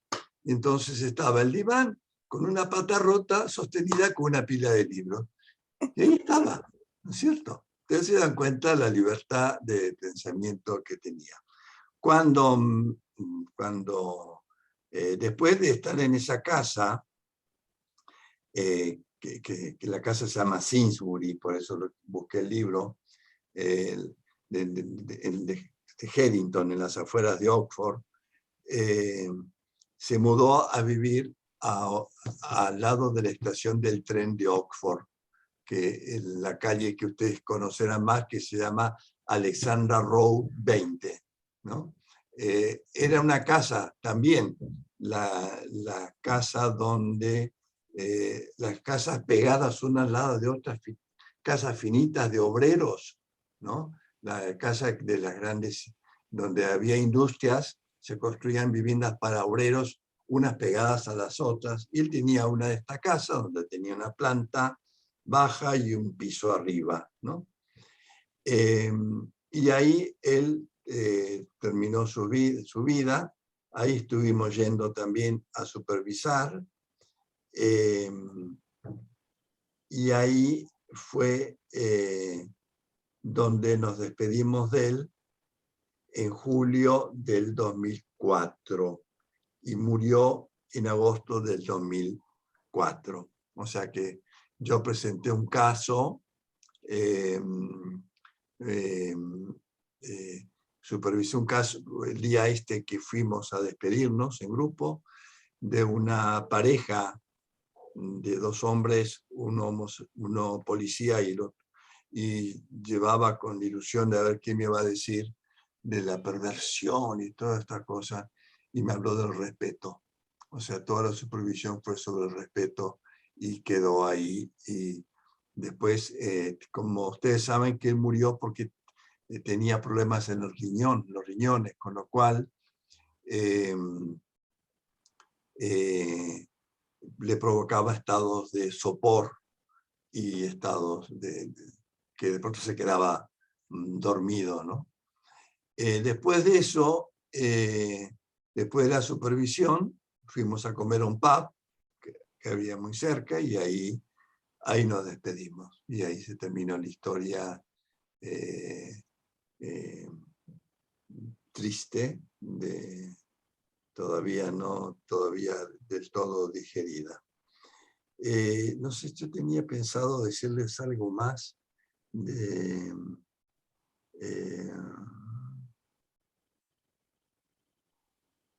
tenía una libertad, lo digo porque no hay que pasarse, ¿no? Pero, por ejemplo, cuando vivía en la casa que está en Herington, desde la avenida donde pasaban los autobuses que no dejaban, había que subir una colina, ¿no? Si él pasaba con el coche y veía un paciente suyo que iba hacia la consulta, él paraba el coche, lo subía al paciente y lo llevaba hasta arriba. No era una cosa que pasaba así ¿no? No. O sea, si el paciente va subiendo la colina, ¿por qué no? Entonces él lo subía y bueno, y ahí está. Ahora, después era ortodoxo al máximo, ¿no? Bueno, yo creo que ya les conté bastantes anécdotas. No, dale. Termina. No, la experiencia fue una experiencia de amor y la verdad es que le estoy muy, muy agradecido, realmente, muy agradecido. Bueno, a mí me encantaría seguir escuchando anécdotas, pero también me encantaría seguir hablando de esto con vos. Porque mira, hay una cosa que a mí esto de la música, de las palabras, es realmente muy interesante. Respecto de esto, mira, yo lo había escrito, pero bueno, no iba a dar tiempo, y entonces dije, bueno, me extendí demasiado, pero ya que ya que vos lo trajiste tanto, lo retraigo. Resulta que creo que hay un libro que creo que es de Jacobson, que se llama Lingüística y Poética, creo que es ese libro, en el que Jacobson muestra o cuenta cómo un hablante, digamos, como un actor ruso, ponele, dice una frase neutra, como por ejemplo esta tarde, y un hablante nativo de ruso puede pescarle hasta 20 sentidos distintos. Después está toda esta cuestión respecto de cómo, de la poesía, ¿no? de las vocales claras y las vocales oscuras, ¿no? De cómo cuando uno utiliza vocales claras, aclara, digamos, lo que está diciendo, da una sensación de claridad, y cuando utiliza vocales oscuras las oscurece. Que de hecho, Mallarmé decía que el francés estaba mal hecho porque la palabra noche se dice con vocales muy claras, y que él tenía que poner palabras oscuras para oscurecer las vocales. Y hay críticos de arte, críticos de literatura, que dicen, por ejemplo, que Simenón, de Simenón lo dicen de muchos, pero cuando Simenón escribe que llueve, uno siente que se moja, y no la nombra la lluvia, ¿no? O sea, digamos, esas cosas son interesantísimas, ¿no? De cómo se logran esos estados, esos climas afectivos, sin mencionarlo, justamente, sin mencionar palabras. Había varias cosas. En ese sentido, esto es interesante. No voy a hacer referencia a una canción, pero sí los sonidos del silencio. Claro. En la redacción analítica hay muchos silencios, de muchos tonos distintos, ¿no es cierto? Y no hablamos si estamos transmitiendo muchas cosas, ¿no es cierto? O sea, que en ese sentido. Pero yo no sé si los compañeros quieren intervenir también o no sé cómo tienen organizado. Solicitamos que por chat enviaran comentarios. Realmente la mayoría de los comentarios son agradeciéndoles y felicitándoles, pero hay una pregunta que sí quisiera decirles porque me parece importante, ¿no? Poder responder inquietudes de la gente. Y una persona que es Marinés pregunta, ¿qué sucede con el significado ante la creación de mentiras a través del antipensamiento. Ujú. ¿Quién quiere hablar con ella de esto? ¿Puedes repetir la pregunta? Sí, Porque cómo no. ¿Qué sucede con el significado ante la creación de mentiras a través del antipensamiento? la mentira, primero la mentira tiene que conocer la verdad. No se puede mentir si no se conoce la verdad, ¿no? Y Claro. se ve que la verdad le molesta mucho y tiene que asesinarla creando ruido, porque en realidad la mentira es ruido, ¿no? Es como los ruidos en el teléfono que no te dejan escuchar, ¿no? Ahora, ¿qué es el antipensamiento? Si el antipensamiento es menos H, menos L, menos K, uno puede decir que realmente sería la expresión del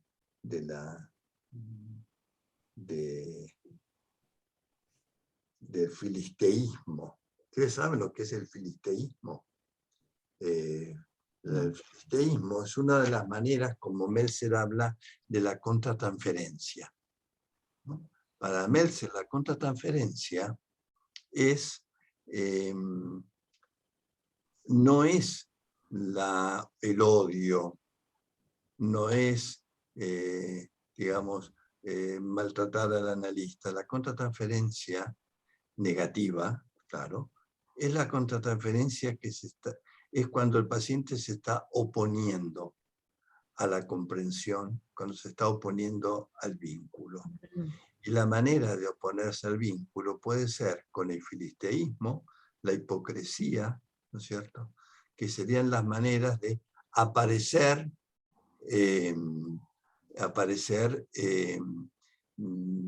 que se está pensando, pero que en realidad se está evitando el pensamiento. Entonces, el antipensamiento sería una manifestación de una contratransferencia negativa, destructiva. Dicho así, rapidito, ¿no? Claro, dicho muy rápido, es un intento de despojar de significado, justamente, ¿no? Desde ya. Sí, sí. De quitarle la función comunicativa que tiene el significado. Dejarla en palabras sin sentido, ¿no? Despojarle el sentido, claro, despojar al símbolo de sentido, alejarlo tanto, convertirlo en una abstracción vacía. Bueno, ese sería el otro peligro, que sea tan lejana de la experiencia emocional que se convierta en como una moneda sin valor, ¿no? Sí, como en algunos obsesivos. Claro. Claro. El obsesivo tiene justamente esa cualidad. Por eso que el obsesivo puede fácilmente ser un fanático, porque ha despojado a la emoción al significado.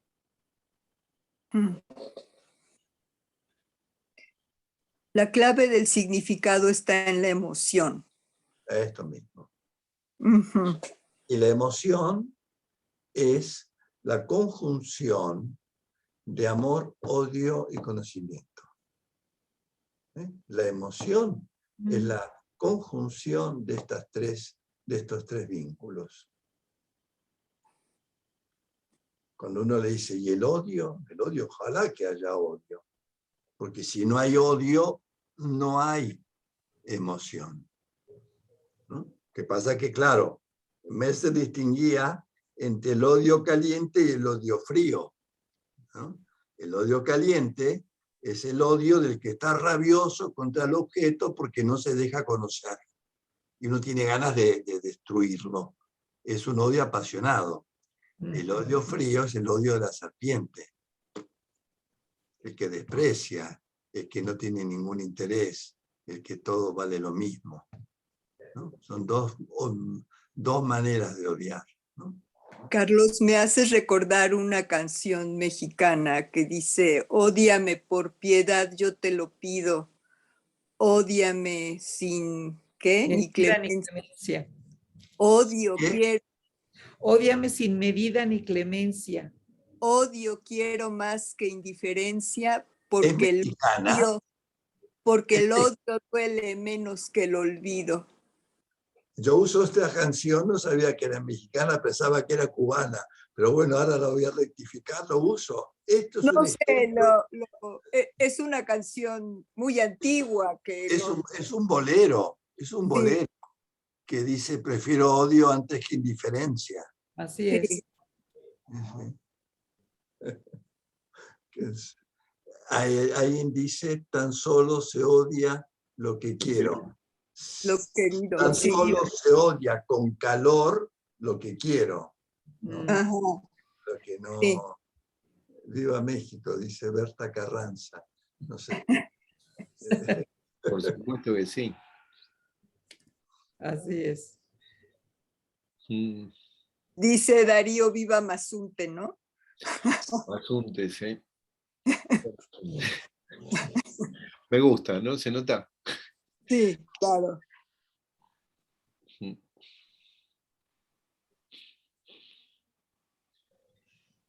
¿Alguna pregunta más? O comentario, díganos. Chat en el público no están poniendo quizás alguien quiere más bien participar, Mejor. Sí, ¿no? Del Porque público. creo que hablando del lenguaje, de la música y de todo esto, quizás necesitamos escuchar un poquito. ¿Alguien quiere decir algo? A mí me gustaría escuchar a alguien del público que hable directamente. Sí, sí, es la invitación que estoy intentando hacer a que la gente del público pueda participar. Alguien con que levanten la mano, nos lo indican en el... O lo señalamos con el dedo. O con el. A ver. No, la canción es de un ecuatoriano. Jaramillo, de Julio Jaramillo, sí, tienes razón. Bueno, menos mal. Ni cubano ni mexicano. No, Muy bien. Gracias por la aclaración. sí.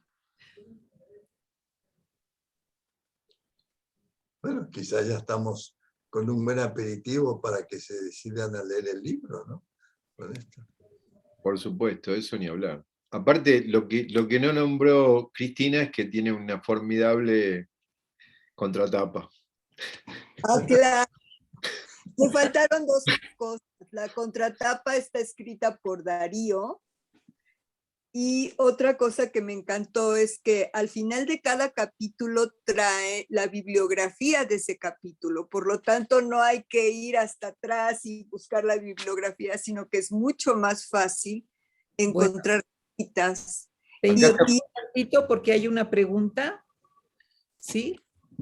Le preguntan a ti, Cristina, dice, ejercer convencimiento para confirmar la propia verdad podría ser un proceso de deseo de idealización del amor donde lo que se ama se le apropia por la igualdad y no por su diferencia.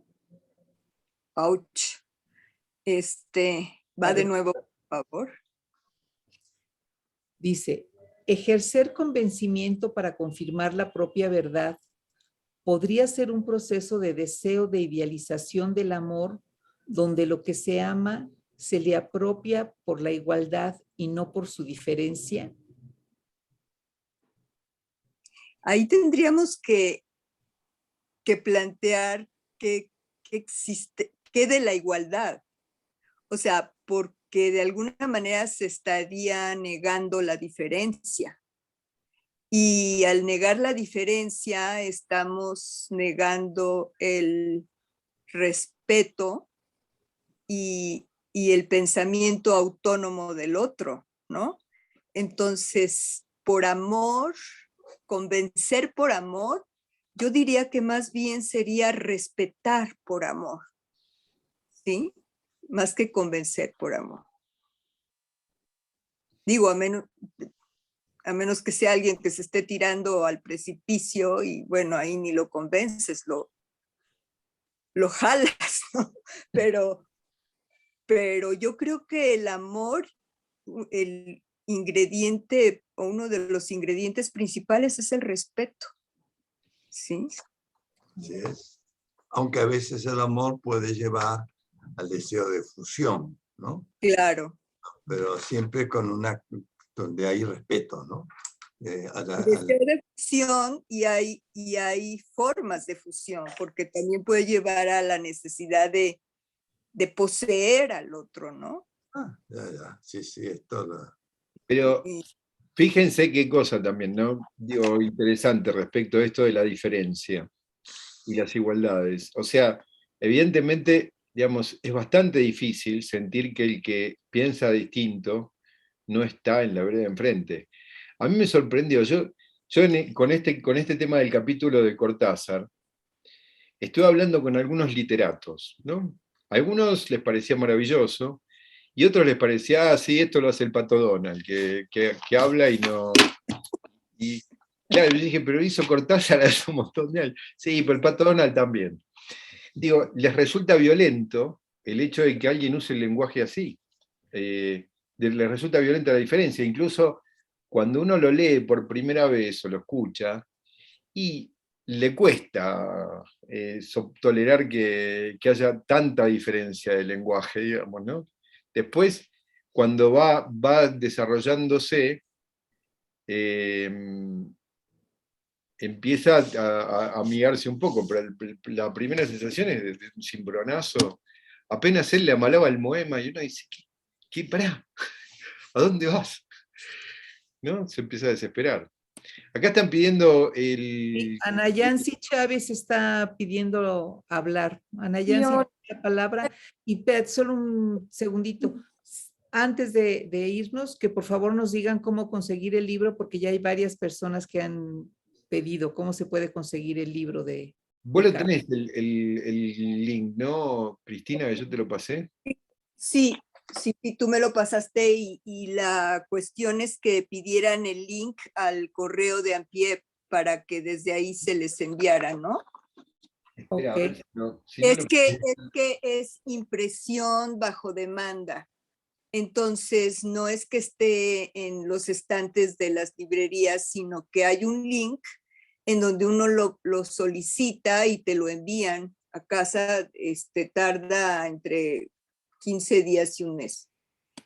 Ahora, ese es un link directo, pero también si lo ponen en Google, el título del libro, ahí aparece también donde se puede comprar.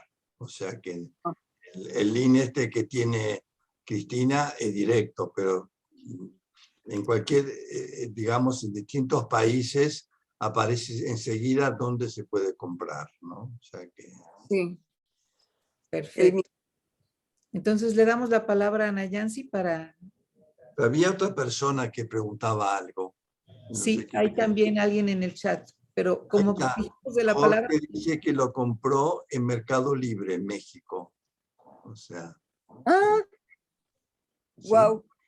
Sí. Okay. Avante. Ana Yancy. Okay.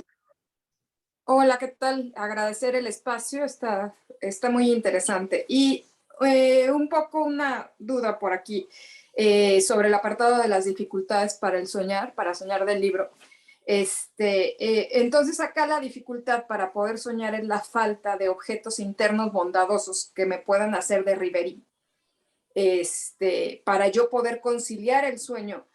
En estos casos, no contar con un espacio poblado de objetos internos bondadosos equivaldría entonces a pensar en que si yo duermo entro a un claustro, ¿estaría yo enclaustrado con objetos? No, ok. No, porque para no entrar, sé, para entrar en claustro tiene que haber un objeto, ¿no? Ok. Tiene que o ser sea, un objeto que tiene que ser invadible, ¿no? Ok. O sea que... Ok, entonces sería como, necesito contar con un objeto interno no bondadoso, como para entrar en un claustro, más bien. El objeto, cualquier objeto se puede convertir en claustro, Ok. si no es respetado, ¿no es cierto? Ok, sí. Por lo tanto, ahora, para dormir, no hace falta, o sea, se puede dormir con mente o se puede dormir sin mente. ¿No es cierto? Ahora, el dormir que permite el desarrollo es donde uno puede estar en vínculo con un objeto que tenga capacidad de generar sueños, ¿no? Ok. La pregunta es muy amplia, tendríamos que hacer un seminario para eso, ¿no? Sí, estoy de acuerdo. Estoy de acuerdo, gracias. Tomamos nota de eso. Por favor. Acá hay otra pregunta para ti, Carlos. Sergio Espinosa dice que le queda curiosidad sobre el tema que mencionaste de la supervisión con Meltzer sobre una pareja homosexual y el comentario al respecto, que si podías ampliar un poquito. Bueno, yo pensaba que iba a hablar de perversión, y en realidad en esa supervisión habló del respeto que podía haber entre ellos dos. Si era una relación jerárquica, si era un vínculo entre dos personas donde había un sometimiento, habló de estos términos, en realidad habló de ética, no habló de sexualidad, sino que habló de posesión depresiva. Es decir, habló de el respeto y autonomía del objeto. Eso fue el núcleo de que es la manera como lo pensamos ahora, todo el tema de la sexualidad, ¿no? Ok, perfecto. Pero bueno, ustedes tienen mi correo, ¿no? Sí. Del público me refiero. Ah, ¿no? ¿Quieres que lo pongamos? Ah, sí, no hay problema. Ok. Jorge acá dice dice que por ahí hay muchas preguntas y pocos comentarios porque es mucho para digerir. Sí. Por ahí Sí. es mucho para digerir lo que hay y entonces pueden comentar pocos. Ya. Muy bien. Y bueno, es que además justo estamos llegando ya al límite del tiempo que habíamos reservado para trabajar este lindísimo tema inagotable por el momento, ¿sí? Y que nos deja con un sabor de boca Dulce. No, fíjate que yo iba a decir dulce y no, por eso me detuve, porque creo que son muchos sabores, ¿no? Sí. Inquietud, hay curiosidad, hay Hombre, tanto Darío como Cristina plantearon muchos temas. Lo de Darío fue hermoso, toda la diferenciación entre simbolizar y Significar. y lo de Cristina, todo el tema de fanatismo, fantástico, realmente, porque tomó un tema de mucha actualidad, realmente, estamos, bueno, ahora tenemos la guerra de Ucrania, ¿no? O sea, el atropello a la frontera, la falta de respeto al otro, ¿no? Y si uno lo piensa, es la problemática del mundo, ¿no? Los pobres muertos de hambre en la frontera de México que quieren entrar a Estados Unidos, ¿no es cierto? El paraíso. Bueno, El narcotráfico, que también se convierte en una causa. Sí. Que pueden ser fanáticos también. Sí, sí. Hay una cosa que para no terminar con tan sombrío, hay una cosa que me quedó de lo que dijiste, Carlos, que me resultó muy, muy importante, que es esto de pensar no solo duele, sino que pensar da satisfacción, pensar da placer, ¿no? Que esto va en la línea de lo que planteó Freud. Hay dos formas de buscar el placer, digamos. Uno es evitar el dolor y otro es buscar el placer. O mejor dicho, evitar el displacer. Uno es buscar el dolor. Y la otra cosa que pensaba respecto de eso es que el psicoanálisis se ha convertido en muchos momentos de la vida en un procedimiento sombrío, que siempre va a la muerte, al dolor, al sufrimiento, al odio, y pocas veces al amor, ¿no? Darío, esta es la caricatura del el mal entendido kleinismo. Claro. Lo que llamamos nosotros la caricatura de la posición depresiva, ¿no? Hay que ser humilde, hay que ser pobre, hay que ser muy sincero. Eso es una caricatura de la posición depresiva. Pero en la posición paranoide también está todo invadido de pulsión de muerte. Entonces, también, pero caricatura, digo. pero desde ya, pero yo creo que entender a...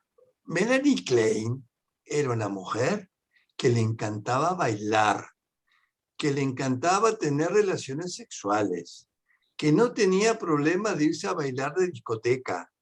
O sea, no es la Melanie Klein de las monjas clarisas que están haciendo penitencia en la posición depresiva.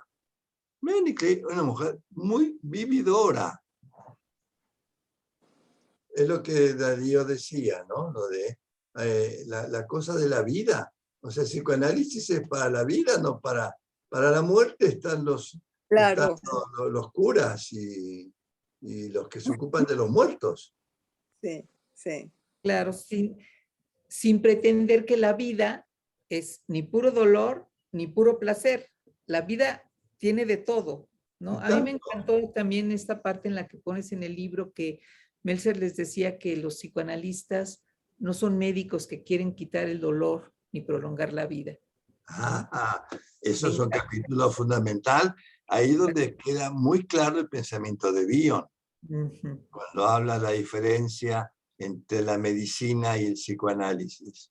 Que a veces nos resulta confuso. Miren, Meltzer insistía siempre, bueno, no sé si me extiendo, Meltzer decía, nosotros no sabemos a dónde tiene que ir el paciente. Nosotros interpretamos lo que aparece. Y el paciente, si llega a posición depresiva, es porque tiene capacidad para pensar. Si nosotros queremos llevarlo al paciente para algún lugar, nos estamos convirtiendo en pedagogos o en moralistas. Y nosotros no sabemos lo que tiene que hacer el paciente. Claro, esto choca con todo lo que es la concepción psicoterapéutica, ¿no? Y mucho peor todavía con la psicoterapéutica focal. Y si seguimos así, parece que nosotros agarramos al paciente y lo tenemos que meter en un tubo para que vaya a un objetivo. Esa no es una posición psicoanalítica.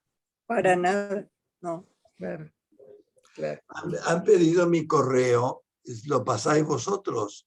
Ahora un señor acaba de pedir también. Bueno, es muy fácil. Está vía despacho@hotmail.com. O sea, está vía despacho@hotmail.com. Bueno, si saben cómo se escribe mi apellido, ¿no? Claro. Con doble B. Con doble B. Con 2B. Bueno. Bueno, muchas gracias. Gracias a todos. La verdad que fue un gusto para ustedes, para mí. Muchas gracias a ustedes. Ha sido un verdadero disfrute y una verdadera experiencia de aprendizaje. Este ha sido un banquete. Muchísimas gracias y esperamos. Que vaya muy bien. Gracias Vale. a todos. Hasta luego. Un abrazo para todos. Adiós, que vaya muy bien. Gracias. Adiós, Bye. adiós Cristina, adiós Irene, adiós Darío. Adiós Carlos, adiós Darío. Que vaya muy bien. Gracias. Muchas gracias. Hasta luego. Adiós. Mil Adiós. gracias. Adiós.